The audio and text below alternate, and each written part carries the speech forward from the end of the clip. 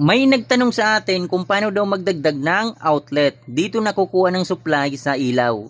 Ngayon, ituturo ko sa inyo step by step kung paano magdagdag ng outlet. Ngayon, itry natin itong ilaw kung gumagana siya. Kapag magdadagdag kayo ng outlet, ay siguraduhin lamang naka-off ang circuit breaker para safety kayo mga idol. Ngayon, buksan natin ito. Ang tawag dito sa box na ito ay junction box. Ito na yung outlet na idadagdag natin. Nilagyan na natin siya ng wire. Ngayon, i-install natin dito.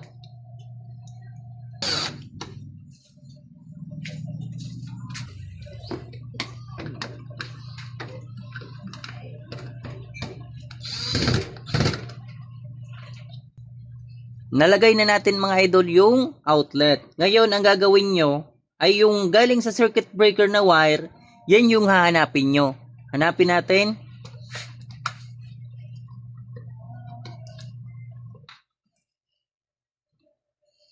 Ito mga idol, yung dalawang wire na galing mismo sa circuit breaker. Ibig sabihin, ito yung supply. Dito tayo magtatap ng tigisang line ng outlet. Sa pag-install dito mga idol, na kapag magdadagdag kayo ng outlet, ay kahit saan mo dyan may connect itong tigisang line, ay okay lang yan. Pagdating sa outlet ay walang polarity. Tanggalan natin ng tape.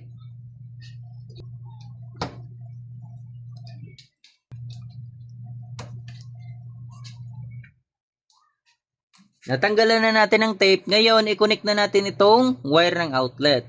Kahit itong itim, may connect mo dito sa puti, at itong puti ay may connect mo dito sa itim, ay okay lang yan. Walang polarity yan. Pero ngayon, i-color coding na natin. Itong itim ay dito natin i-connect sa itim.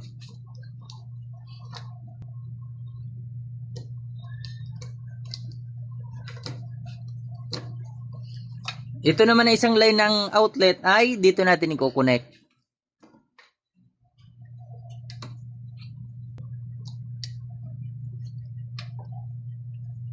Lagyan na natin ng tape.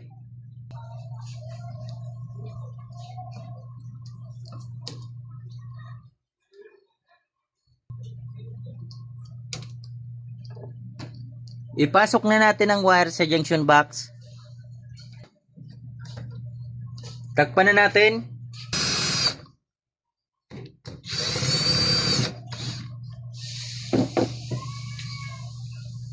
I-try na natin, i-on natin ang circuit breaker. Ngayon, i-on natin ang switch ng ilaw. Try naman natin ang outlet.